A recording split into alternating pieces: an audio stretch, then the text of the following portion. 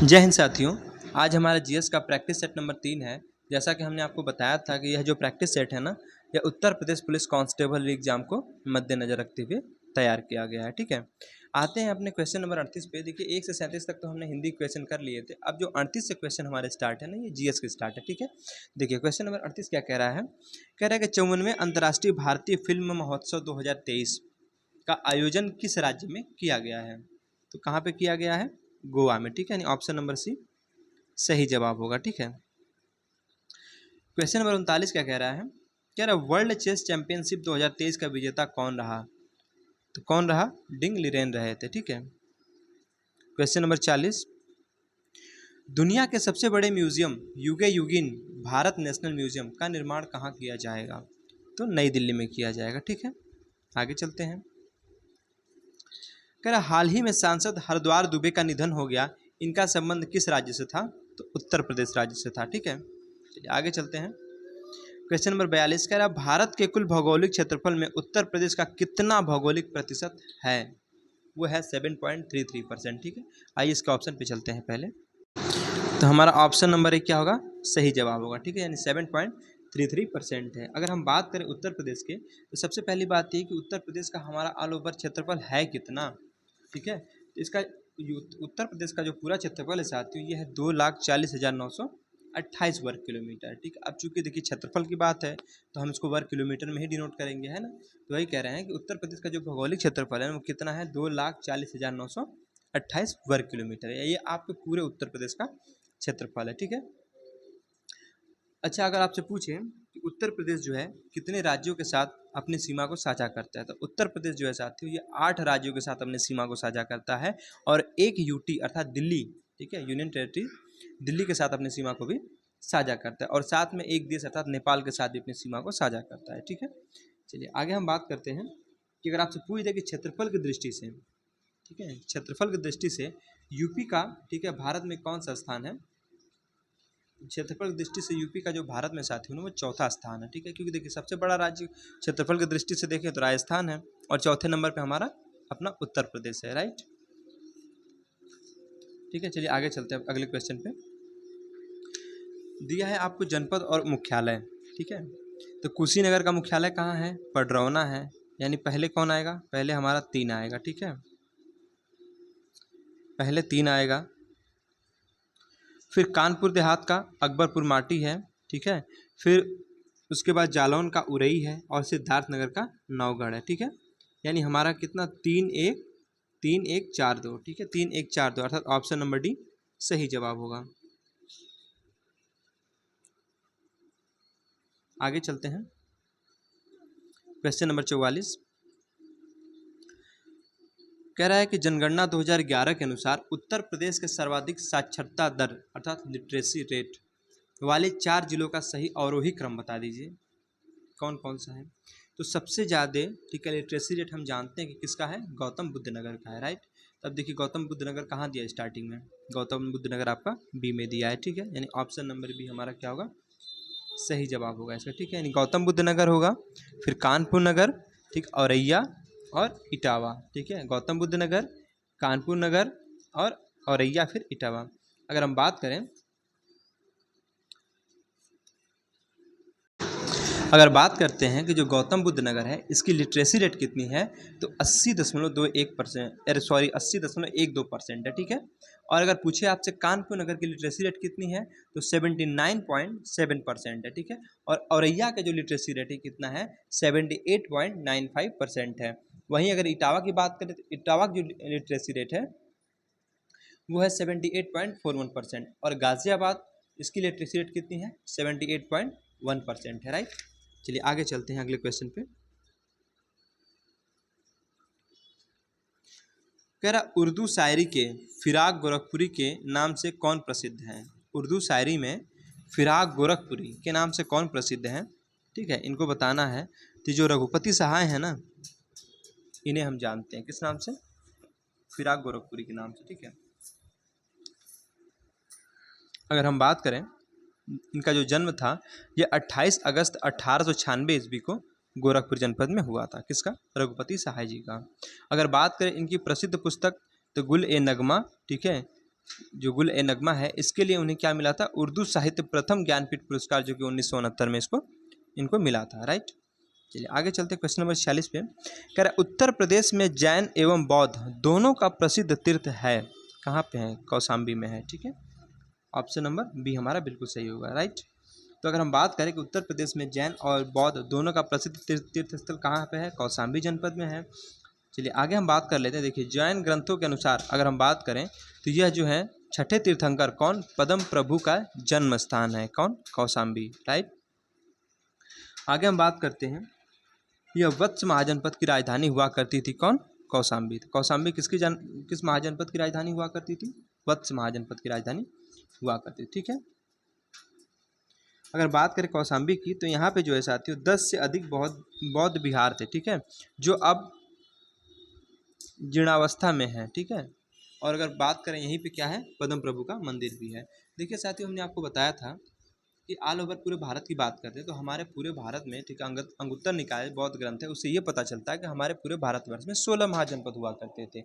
लेकिन उन 16 महाजनपदों में से जो 8 महाजनपद थे ना, वो हमारे अपने उत्तर प्रदेश में थे, ठीक है। चलिए आगे चलते क्वेश्चन नंबर 47 पे।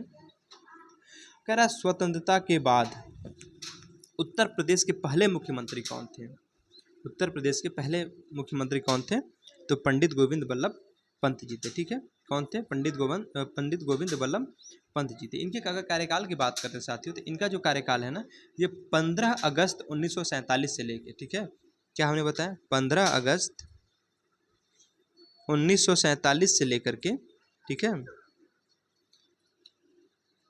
27 मई 1954 तक रहा था, ठीक है। 27 मई 1954, ठीक है, ये इनका कार्यकाल था। और वर्तमान में तो जानते हैं आप, हमारे बाबा जी हैं योगी महाराज, ठीक है। तो पूछे वर्तमान में सीएम कौन है? तो श्री योगी महाराज जी हैं, ठीक है, श्री योगी आदित्यनाथ जी हैं। चलिए क्वेश्चन नंबर 48। कह रहा प्रसिद्ध भारतीय वैज्ञानिक डॉक्टर एपीजे अब्दुल कलाम की आत्मकथा को खालिस्तान के नाम से जाना जाता है, किस नाम से जाना जाता है? तो विंग्स ऑफ फायर के नाम से जानते हैं, ठीक है। ऑप्शन नंबर बी क्या है? बिल्कुल सही जवाब होगा, ठीक है। अगर अन्य कथाओं की बात करते हैं, देखिए कुंवर अगर नटवर सिंह की आत्मकथा की बात करें तो वन लाइफ इन, ठीक है, one life is not enough. अगर बात करें बी आर अम्बेडकर जी की, बहुत बार पूछी गई है ये वाली तो, ठीक है, बी आर अम्बेडकर जी की आत्मकथा कौन सी है? वेटिंग फॉर ए वीज़ा, ठीक है, वेटिंग फॉर ए वीज़ा, ठीक है। अगर मिल्खा सिंह की बात करें, ये भी बहुत ज़्यादा चर्चित है, ठीक है, आत्मकथा the race of my life. The race of my life किसकी है? मिल्खा सिंह जी की है, राइट। साथियों अगर हम बात करें क्वेश्चन नंबर 49 की, तो क्या कह रहा है? कह रहा है किस देश के राष्ट्रपति ने भारत के पहले गणतंत्र दिवस समारोह में मुख्य अतिथि के रूप में भाग लिया था? तो इंडोनेशिया के, ठीक है, ऑप्शन नंबर बी हमारा सही जवाब होगा। आगे बात करते हैं हम क्वेश्चन नंबर 50 की। कह रहा है चापचार कूट त्यौहार मुख्य रूप से कहाँ पे मनाया जाता है? चापचार कूट मुख्य रूप से कहाँ मनाया जाता है, ठीक है, तो ये मिजोरम में मनाया जाता है। कहाँ पे? मिजोरम में, ठीक है। ऑप्शन नंबर ए बिल्कुल सही है, ठीक है। देखिए अगर मिजोरम के हम कुछ अन्य त्योहारों की बात कर लें तो जिसमें आपका है थलफवांग फुट त्यौहार, ठीक है, थलफवांग फुट त्यौहार, ठीक है, और एंथुरियम त्यौहार, ये सब कहाँ के हैं? मिजोरम के त्यौहार है, राइट। अब मिजोरम में साथियों क्या होती है? झूम खेती होती है, ठीक है। चलिए आगे चलते क्वेश्चन नंबर 51 पे। कह रहा निम्नलिखित में से किस दिन विश्व कंप्यूटर साक्षरता दिवस मनाया जाता है? ठीक है, किस दिन मनाया जाता है? ये मनाया जाता है 2 दिसंबर को, ठीक है। कब? 2 दिसंबर को, राइट। अच्छा अगर पूछ दे आपसे कि अंतर्राष्ट्रीय अनुवाद दिवस कब मनाया जाता है, तो ये मनाया जाता है 30 सितंबर को। 30 सितंबर को क्या मनाते हैं? अंतर्राष्ट्रीय अनुवाद दिवस मनाते हैं, ठीक है। और अगर पूछ दे कि विश्व पर्यावरण दिवस कब मनाया जाता है, जो कि बहुत बार पूछा जाता है ये क्वेश्चन, तो विश्व पर्यावरण दिवस कब मनाते हैं? 5 जून को मनाते हैं। कब मनाते हैं? 5 जून को, ठीक है। और 1 मई को अंतर्राष्ट्रीय मजदूर दिवस मनाते हैं, ठीक है। क्या मनाते हैं? अंतर्राष्ट्रीय मजदूर दिवस। चलिए आते हैं अगले क्वेश्चन पे। कह रहा है 52वां क्वेश्चन कि ब्यूनस आयरस किस देश की राजधानी है? किस देश की राजधानी है? तो साथियों अर्जेंटीना की है। किसकी? अर्जेंटीना, यानी ऑप्शन नंबर सी बिल्कुल सही है, ठीक है। अच्छा अगर पूछ दे वेनेजुएला, ठीक है, वेनेजुएला की राजधानी कराकस है, ठीक है। और वेनेजुएला में ही स्थित क्या है? विश्व का सबसे पूछा हमारा जो वाटरफॉल है यानी जलप्रपात वो कौन सा है, एंजिल जलप्रपात यहीं पे स्थित है, ठीक है। वहीं अगर हम बात करें ब्राज़ील, ठीक है, ब्राज़ील और दक्षिण अमेरिका का सबसे बड़ा देश है, ठीक है। ब्राज़ील जो है दक्षिण अमेरिका का सबसे बड़ा देश है और इसकी राजधानी क्या है, ब्रासिलिया है। क्या है, ब्रासिलिया है, राइट। चलिए आगे चलते हैं हम क्वेश्चन नंबर अपने 53 पे। कह रहा शेषाचलम बायोस्फीयर रिजर्व भारत के किस राज्य में स्थित है। शेषाचलम और बायोस्फीयर रिजर्व भारत के किस राज्य में स्थित है, तो किस में साथियों, यह है आंध्र प्रदेश में, ठीक है। किस में, आंध्र प्रदेश में, यानी ऑप्शन नंबर डी हमारा सही होगा, ठीक है। इसके बारे में हम कुछ बात कर लेते हैं। देखिए जो शेषाचलम बायोस्फीयर है ना, बायोस्फीयर है, ये हमने बता दिया कि आंध्र प्रदेश में स्थित है। अगर बात करें हम कि 2010 में जो है शेषाचलम को क्या किया गया, तो बायोस्फीयर रिजर्व घोषित कर दिया गया था, राइट। अगर आंध्र प्रदेश में स्थित प्रमुख राष्ट्रीय उद्यानों की बात कर लें तो जिसमें आपका है श्री जो वेंकटेश्वर राष्ट्रीय उद्यान, पापी कोंडालू राष्ट्रीय उद्यान, ये सब कहाँ के हैं, आंध्र प्रदेश के राष्ट्रीय उद्यान है, राइट। क्वेश्चन नंबर 54 कह रहा है कि निम्नलिखित में से कौन सा संगठन वैश्विक नवाचार सूचकांक जारी करता है, तो इनसेट और कार्नेल विश्वविद्यालय WIPO जो कि जारी करता है, राइट। तो हमने क्या पूछा था कि कौन सा संगठन जो है कि वैश्विक नवाचार सूचकांक जारी करता है, तो इनसेट और कार्नेल विश्वविद्यालय WIPO। आइए हम WIPO के बारे में कुछ जान लेते हैं, ठीक है। देखिए अगर पूछ दे कि WIPO का मतलब होता क्या है, तो इसको हम विश्व बौद्धिक संपदा संगठन के नाम से जानते हैं, ठीक है।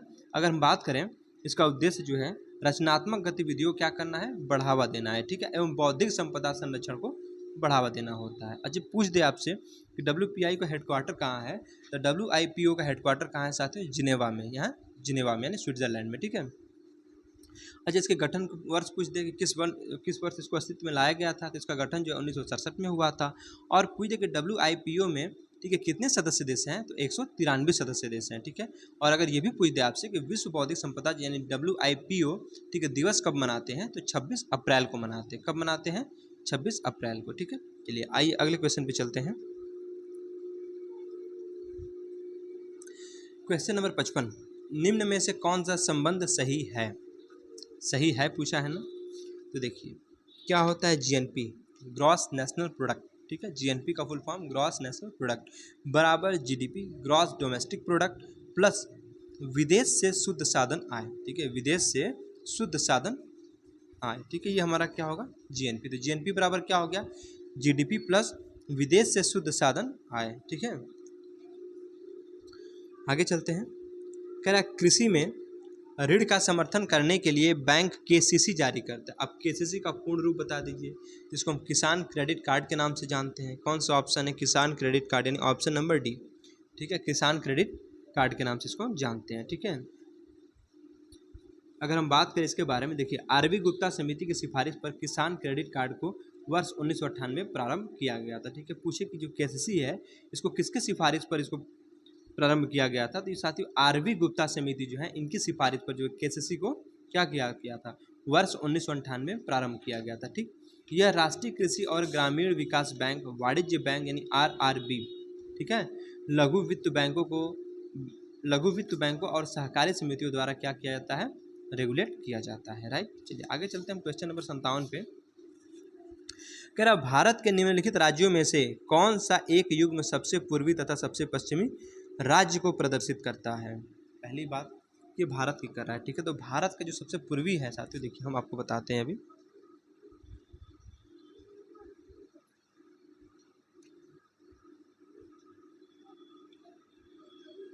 ये है अपना प्यारा भारत,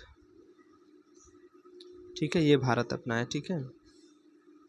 बहुत अच्छा नहीं बन पाया है पर जैसा भी है। तो ये जो पूर्वी हमारा क्या है, ये अरुणाचल प्रदेश है, ठीक है, और पश्चिमी हमारा गुजरात है, ठीक है। तो वही पूछ रहा है कि कौन सा एक युग्म जो है सबसे सही है, उसमें सबसे पहले पूर्वी पूछा है उसके बाद पश्चिमी। तो हमने पूर्वी राज्य क्या बताया, अरुणाचल प्रदेश, और पश्चिमी देखिए अरुणाचल प्रदेश तो यहाँ पे है, ठीक है, लेकिन यहाँ पे राजस्थान दे दिया, तो राजस्थान तो पश्चिमी राज्य है नहीं। कौन सा है, गुजरात है, यानी अरुणाचल प्रदेश और गुजरात, यानी ऑप्शन नंबर डी क्या होगा, सही जवाब होगा, ठीक है। चलिए आते हैं हमने क्वेश्चन नंबर 58 पे। कह रहा भारत के किस राज्य की तट रेखा सबसे लंबी है, किसकी है सबसे लंबी बताइए। जो गुजरात है ना साथियों, गुजरात, इसकी जो तट रेखा है, ठीक है, तट रेखा। अब देखिए गुजरात हमारे इधर ही तो पड़ता है ना, ये साइड ये, ठीक है। तो यहाँ से इसकी तट रेखा है, तो गुजरात की तट रेखा सबसे लंबी, और सबसे छोटी किसकी है, यहाँ पे गोवा है तो गोवा की है, ठीक है।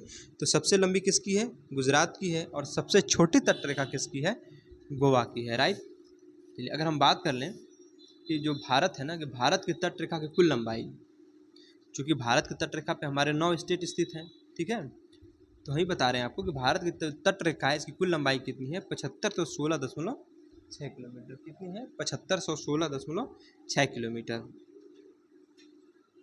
और अगर हम बात करें कि भारत में जो है ना 9 राज्य, ठीक है, भारत के कुल 9 राज्य और 4 यूटी जो है प्रदेश, ठीक है, 4 यूटी जो है ये समुद्री तट रेखा से संलग्न है, ठीक है। अच्छा, अगर पूछ दे आपसे सर्वाधिक समुद्री तट रेखा वाला राज्य, तो हमने बताया आपको गुजरात है, और सबसे कम किसकी है, गोवा की है, ठीक है। चलिए अब हम बात करेंगे क्वेश्चन नंबर 59 की। क्वेश्चन नंबर 59 क्या कह रहा है कि निम्नलिखित में से वायुमंडल की, ठीक है, लंबवत संरचना में सबसे निचली सतह कौन सी है। बताइए, ट्रोपोस्फियर है, स्ट्रेटोस्फियर है, कि मोजोस्फियर है, कि थर्मोस्फियर है, कौन सी है। जो ट्रोपोस्फियर है ना, ठीक है, ट्रोपोस्फियर यानी कि क्षोभ मंडल, ठीक है, ये हमारी क्या है, सबसे निचली सतह है। तो यही पूछा है आपसे, सबसे निचली सतह कौन सी है, ट्रोपोस्फियर है। देखिए अगर बात करें क्षोभ मंडल अर्थात ट्रोपोस्फियर की, तो वायुमंडल की सबसे निचली परत है, ठीक है। अगर क्षोभ मंडल का अगर अन्य नाम आपसे पूछे तो संवहन मंडल और परिवर्तन मंडल कहते हैं, ठीक है। किस नाम से जानते हैं क्षोभ मंडल को, संवहन मंडल और परिवर्तन मंडल के नाम से। अच्छा, अगर पूछ दे कि जो मौसमी घटनाएं होती हैं, ठीक है, वो किस लेयर में होती हैं, ठीक है, किस मंडल के अंतर्गत होती हैं, जो क्षोभ मंडल है ना, इसमें क्या होती है, मौसम संबंधी जितनी भी घटनाएं होती है सब क्षोभ मंडल में होती है, राइट। चलिए क्वेश्चन नंबर 60, भारत में लौह अयस्क निम्नलिखित में से किस क्रम की शैलों में पाया जाता है, विंध्यन क्रम की शैलों में, या धारवाड़ क्रम की, या गोंडवाना में, या कुड़प्पा में, ठीक है। तो धारवाड़ क्रम की जो चट्टानें होती हैं ना साथियों, उनमें ये पाया जाता है, ठीक है। अगर बात करें भारत में लौह अयस्क, हमने बताया नहीं, धात्विक खनिज प्रमुख रूप से धारवाड़ शैल में पाया जाता है। अगर बात करें धारवाड़ शैल की, तो देखिए धारवाड़ शैल जो है, ठीक है, लौह अयस्क के अतिरिक्त सोना, चांदी, डोलोमाइट तथा अभ्रक की प्राप्ति इससे हो जाती है, इससे धारवाड़ क्रम की चट्टानों से। आगे चलते हैं क्वेश्चन नंबर 61 पे, कह रहा है सिंधु घाटी, ठीक है, सिंधु सभ्यता या सिंधु घाटी सभ्यता के इनमें से किस स्थल से जलाशय के साक्ष्य मिले हैं। बताइए किससे मिले हैं, जो धौलावीरा है ना, यहाँ से क्या मिले हैं, जलाशय के साक्ष्य मिले हैं, यानी ऑप्शन नंबर बी बिल्कुल सही है। अगर हम बात करें कालीबंगन की, तो कालीबंगन, पहली बात ये पूछता है कि जो कालीबंगन है वो किस राज्य में स्थित है, तो कालीबंगन राजस्थान में है। इस स्थल से क्या है, मतलब कालीबंगन से साथियों हमको जूते हुए खेत के साक्ष्य मिले हैं, राइट। अगर हम बात करें कोटदीजी की, तो ये सिंध और पाकिस्तान में है। अगर हम बात करें कि यहाँ से क्या मिला है, तो यहाँ से साथियों कांसे की चपटी, ठीक है, कांसे की चपटे फलक वाली कुल्हाड़ी के साक्ष्य प्राप्त हुए हैं।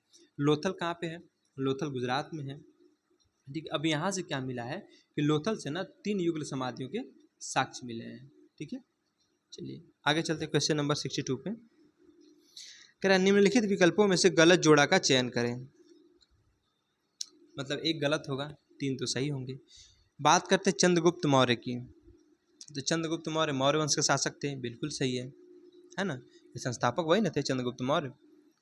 अगर हम बात करें बिंबिसार की, ये गुप्त वंश दिया है, राजा चोल, राजा, ठीक है, ये चोल वंश के भी ठीक है, कनिष्क कुषाण ये भी ठीक है, लेकिन बिंबिसार साथियों हर्यक वंश का संस्थापक था, किसका, हर्यक वंश का, ठीक है, यानी ये हमारा ऑप्शन बी इसका सही जवाब होगा, ठीक है। आपसे गलत ही पूछा था तो यही इसका जवाब होगा।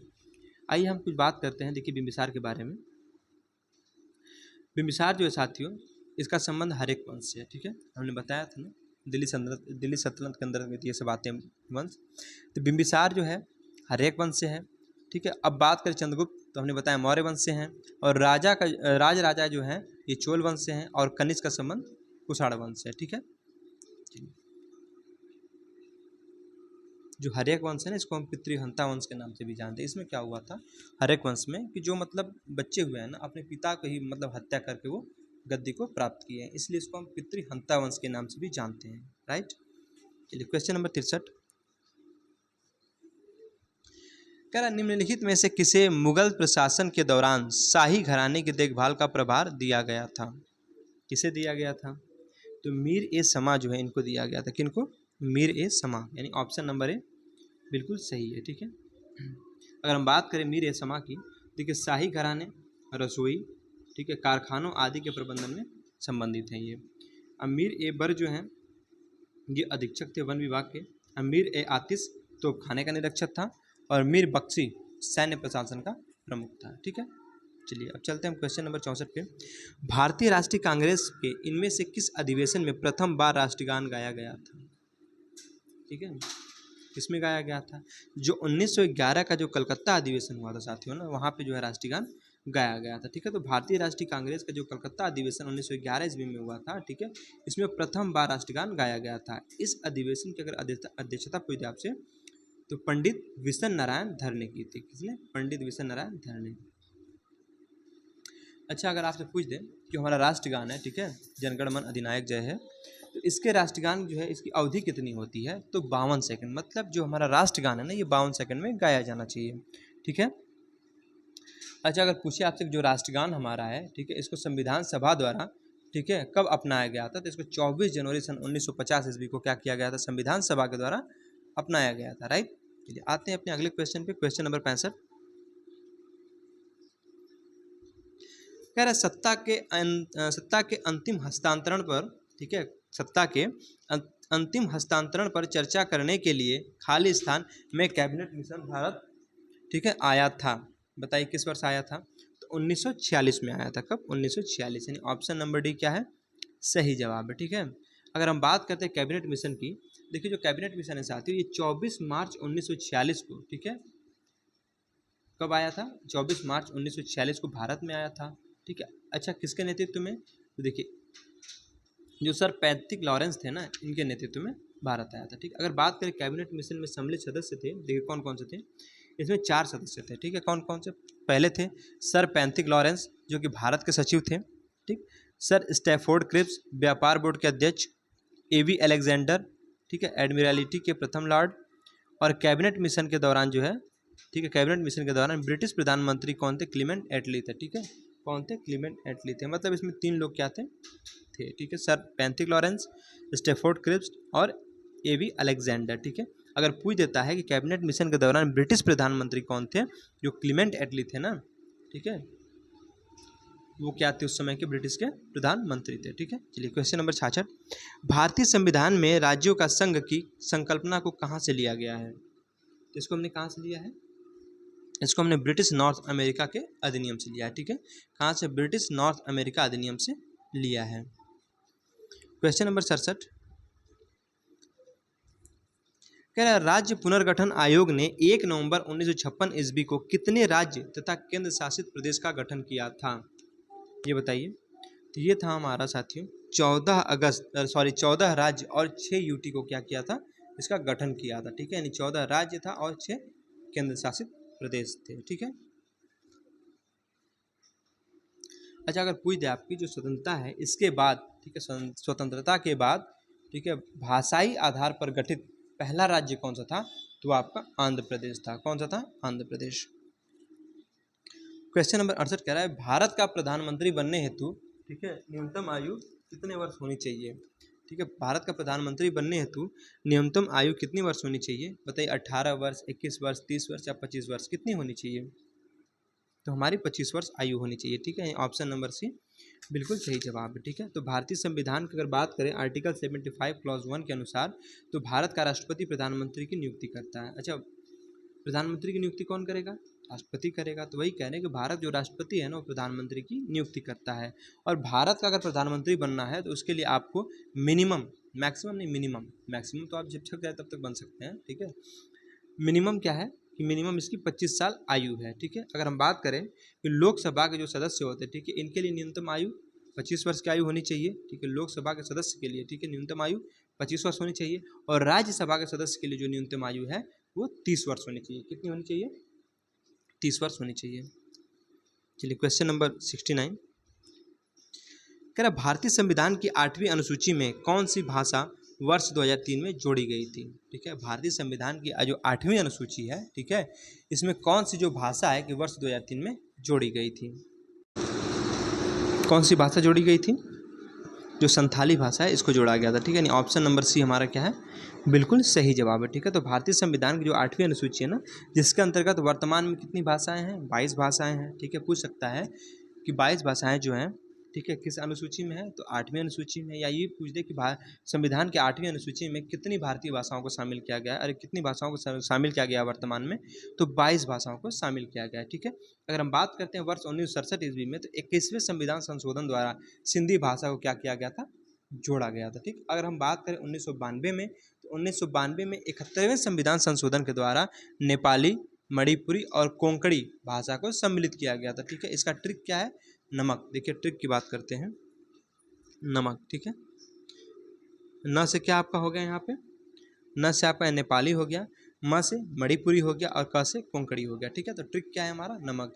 तो हमने क्या बताया कि वर्ष 1992 ईस्वी में 71वें संविधान संशोधन के द्वारा नेपाली, मणिपुरी और कोंकणी भाषा को सम्मिलित किया गया था। ठीक, आगे हम बात करते हैं कि 2003 ईस्वी में, ठीक है, 2003 ईस्वी में 92वें संविधान संशोधन द्वारा बोडो, डोंगरी, मैथिली और संथाली भाषा को क्या किया गया था, शामिल किया गया था। 2003 में यही बात आपसे पूछा था, तो कौन सी संथाली भाषा तो है, संथाली भाषा के साथ साथ में बोडो, डोंगरी और मैथिली, इन सबको जो है 92वें संविधान संशोधन जो कि 2003 में किया गया था उसके माध्यम से जोड़ा गया था। राइट, आते हैं अपने अगले क्वेश्चन पे। क्वेश्चन नंबर 70 क्या कहता है, कहता है कि 73वें संविधान संशोधन अधिनियम का अभिपालन करने वाला, ठीक है, भारत का प्रथम राज्य कौन सा है। फिर से देखिए, 73वें संविधान संशोधन अधिनियम का अभिपालन करने वाला भारत का प्रथम राज्य कौन सा है, तो ये हमारा कौन सा साथी, ये हमारा है मध्य प्रदेश। कौन सा, मध्य प्रदेश। अर्थात ऑप्शन नंबर 1 क्या है, बिल्कुल सही है। इसके बारे में कुछ बात करते हैं। देखिए, जो 73वां संविधान संशोधन हुआ था 1992 में, ठीक है, जिसमें 24 अप्रैल 1993 ईस्वी को लागू हो गया था। ठीक है, चलिए आगे हम चलते हैं क्वेश्चन नंबर 71 की तरफ। कह रहा निम्नलिखित में से कौन से उपधातु हैं, ये उपधातु पूछा है, तो बताइए कौन से हैं। देखिए बोरान, ठीक है, ऑप्शन नंबर सी होगा इसका, बोरॉन, सिलिकॉन और एंटीमनी, ये सब क्या हमारी हैं, ये उपधातुएं हैं। ठीक है,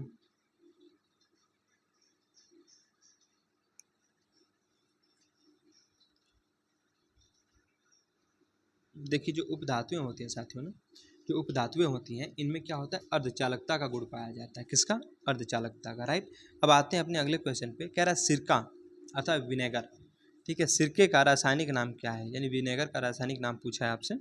क्या है विनेगर का रासायनिक नाम, इनका रासायनिक नाम इसका क्या है, एसिटिक अम्ल है। क्या है, एसिटिक अम्ल। तो सिरके का रासायनिक नाम क्या है, एसिटिक अम्ल। Question number 73।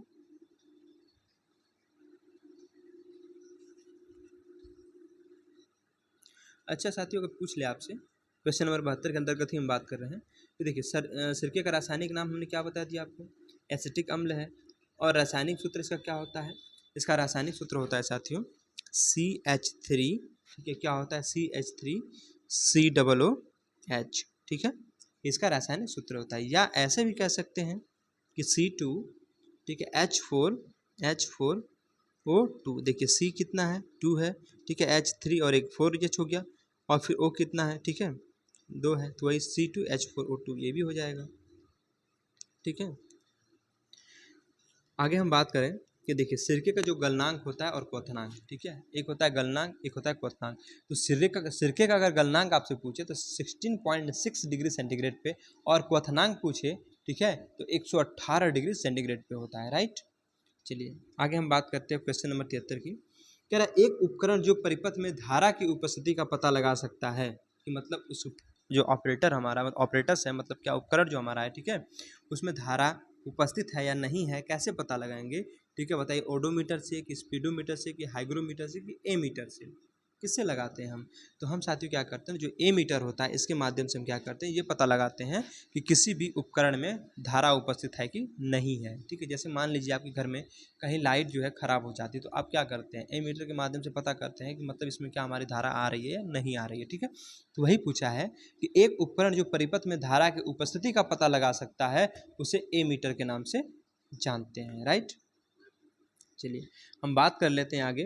जो स्पीडोमीटर दिया है ना, स्पीडोमीटर, तो स्पीडोमीटर साथियों क्या है कि स्पीडोमीटर जो होता है, ये देखेंगे आप गाड़ी का जो मीटर होता है उसमें लगा होता है। ठीक है, तो ये क्या करता है कि गाड़ी जो है मोटर गाड़ियों में, ठीक है, लगे रहते हैं, और उनका क्या करते हैं, ये वेग यानी किलोमीटर प्रति घंटा में ज्ञात करने के लिए उपयोग में लाए जाते हैं। कौन, हमारा स्पीडोमीटर।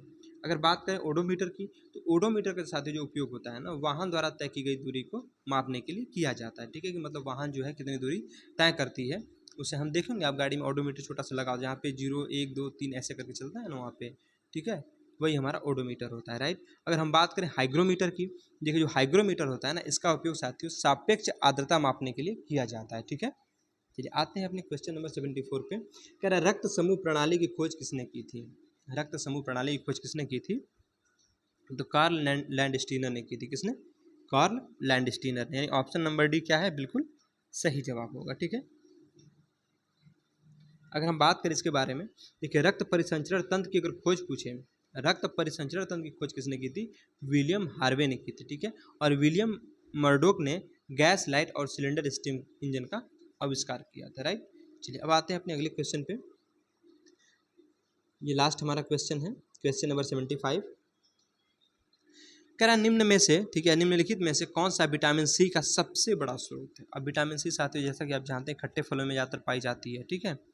तो अब नींबू, आलू, गाय का दूध या खीरा, तो खट्टा कौन है? नींबू है, तो नींबू में पाई जाती है। तो विटामिन सी नींबू में प्रचुर मात्रा में पाई जाती है, ठीक। तो विटामिन सी हमने क्या बताया? अच्छा, इसका रासायनिक अगर नाम से कोई पूछ दे, ठीक, इसका रासायनिक नाम क्या है? तो इसका जो रासायनिक नाम है ये स्कॉर्बिक एसिड है। क्या है? स्कॉर्बिक एसिड, ठीक है। अगर पूछे कि इसकी कमी से क्या हो सकता है, तो स्कर्वी होता है। क्या होता है इसकी कमी से? स्कर्वी रोग हो जाता है, ठीक है। अगर इसके अलावा हम बात करें, विटामिन सी जो है ये घावों को भरने में भी मदद करती है, ठीक है। जैसे मान लीजिए कहीं चोट लग जाती है, ठीक है, तो घाव को भरने में भी हमारी विटामिन सी क्या करती है?